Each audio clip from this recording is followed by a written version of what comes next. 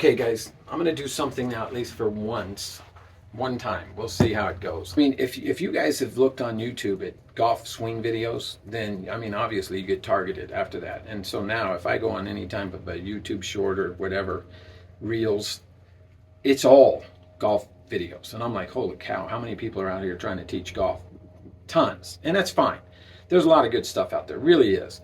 But there's some information you're just thinking, man, I can't believe they put that out there. And then somebody's going to listen to it maybe and think that's true. So we're going to start as an introduction. I'm going to do the worst tip of the week or month or whatever. And I'm not going to identify which instructor said it. I'm not doing that because I don't want to bash anyone. I just want you to understand, if you go online and you want to look at golf videos, I would say this, okay? Let me just throw a shout out to a few that I know are really good. Go see Mike Malaska's videos. He's got a ton of stuff out there. He's incredibly knowledgeable, a lot of good information. Eric Corgano, he's phenomenal too. George Gankis is a savant. I mean, seriously, I mean, like next level with some of his information. So Clay Ballard, another good one. Kind of find somebody that's got a reputation.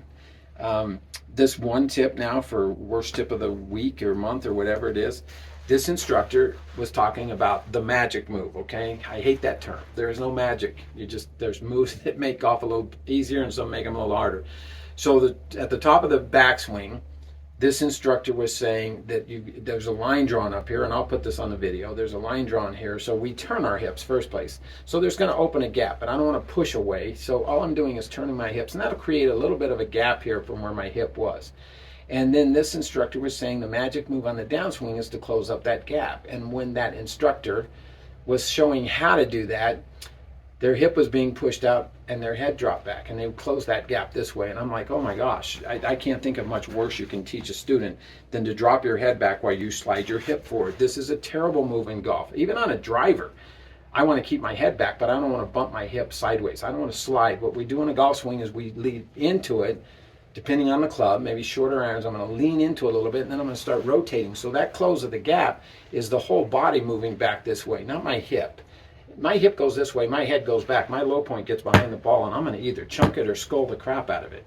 So be very careful of what you're watching online, because if you don't have enough information personally and you think that's a good tip and you go to the range, you're not going to have very good results.